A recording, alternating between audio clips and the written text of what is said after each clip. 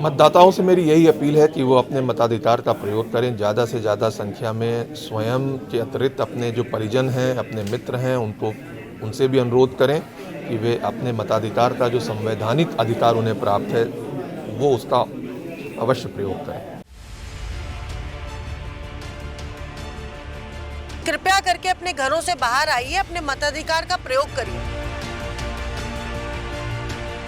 पति का वोट है तो पत्नी का काट दिया गया है, भाई का है तो बहन का काट दिया गया है। पति का वोट एक पोलिंग स्टेशन पे तो पत्नी का वोट किसी दूसरे पोलिंग स्टेशन पे डाल दिया है। बीएलओ ने खुद सत्यापित किया कि फला व्यक्ति फला जगह रहता है और मैं सत्यापित करती हूँ, मगर हकीकत ये कि उनके सत्यापित करने से क्या होगा जब आपने वोटर लिस्ट में नाम काट दिया है तो। हम मौजूद हैं इस समय 146 विधानसभा सदर की आलमनगर बूथ पे और हमारे साथ हैं कांग्रेस प्रत्याशी समीना शफीक। आइए उनसे कुछ बात करते हैं। मैम बताइए कि अभी तक का जो वोट परसेंटेज है, लोग बढ़ चढ़ के हिस्सा ले रहे हैं, आप क्या कहेंगे इस पे? देखिए, मुझे लगता है कि जो वोट परसेंटेज है वो और बढ़ना चाहिए और मैं आपके माध्यम से, आपके चैनल के माध्यम से खास तौर से ये कहना चाहती हूँ क्योंकि आई इंडिया सब देखते हैं कि कृपया करके अपने घरों से बाहर आइए, अपने मताधिकार का प्रयोग करिए। इन बेहद ज़रूरी है क्योंकि ये हमारे आने वाले 5 साल का भविष्य तय करता है और यही मैं सबसे कहना चाहती हूँ। कुछ लोग शिकायत कर रहे हैं कि हमारा मतदाता सूची से नाम काट दिया गया है। जी। आप इस पे क्या कहेंगे? कुछ लोग नहीं, लगभग 20 से 22% लोगों का मतदाता सूची से नाम कटा है।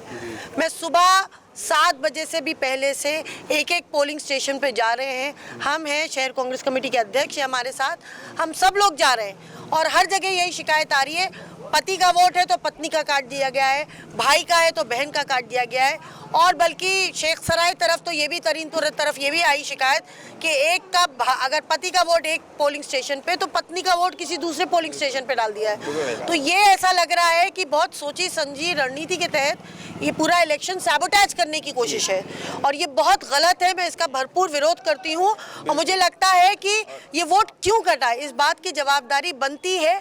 एक आध दो कहीं गलतियाँ हो जाए समझ में आता है, मगर ये यंग बच्चे हैं, फर्स्ट टाइम वोटर्स है, कुछ सेकंड टाइम वोटर्स है। ये क्या बात हुई कि अभी वोट किया था और अब वोट करने आ रहे हैं तो नाम नहीं है वोटर लिस्ट में।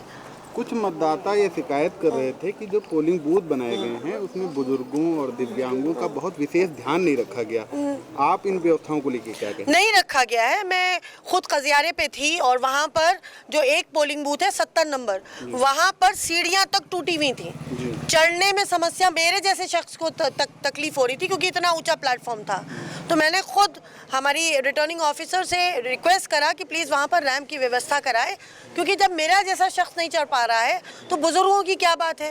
तो मतलब जिसको कहना चाहिए कि वोटर फ्रेंडली जो बूथ की बात होती थी कि वोटर फ्रेंडली वो बूथ होगा, लोगों को हर तरह की व्यवस्थाएं मिलेंगी, बहुत हद तक मुझे लग रहा है उसमें कमी है। और सबसे बड़ी कमी का कारण ये देखिए, बीएलओ अपना काम कर रही हैं, एक अच्छी बात भी है, हर चीज़ नेगेटिव नहीं है। हर पोलिंग स्टेशन पे मुझे बीएलओज मिली हैं जो बैठकर पर्ची काटने का काम कर रही हैं, मगर उनकी भी यही शिकायत है। वो कह रही है कि जो नए वोट बनने के लिए हमने दिए थे वो वोट अगर 20 हमने दिए थे कि 20 वोट बनेंगे तो 2 बन के आए, 3 बन के आए, बाकी वोट बनकर नहीं आए। उनकी भी ये शिकायत है कि जो वोट सत्यापित करके दिया, मेरे पास फोटो है, बीएलओ ने खुद सत्यापित किया कि फला व्यक्ति फला जगह रहता है और मैं सत्यापित करती हूँ, मगर हकीकत ये कि उनके सत्यापित करने से क्या होगा जब आपने वोटर लिस्ट में नाम काट दिया है तो ये जो सारी प्रक्रिया है 5 साल की मेहनत के बाद एक मौका आता है जब लोकतंत्र की में जो वोटर होता है वो अपनी शक्ति, अपने मताधिकार का प्रयोग करता है। उस समय अगर इस किस्म की बातें हो 20-22% कोई कम नहीं होता, बहुत होता है।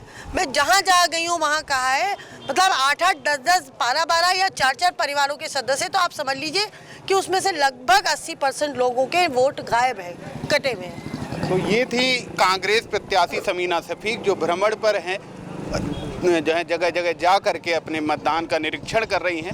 उनकी अपनी कुछ शिकायतें हैं, कुछ मतदाता या शिकायत कर रहे हैं कि हमारा मतदाता सूची से नाम काट दिया गया है और कुछ मतदाता यह भी शिकायत कर रहे हैं कि दिव्यांगों और बुजुर्गों को लेकर विशेष प्रबंध नहीं किए गए हैं।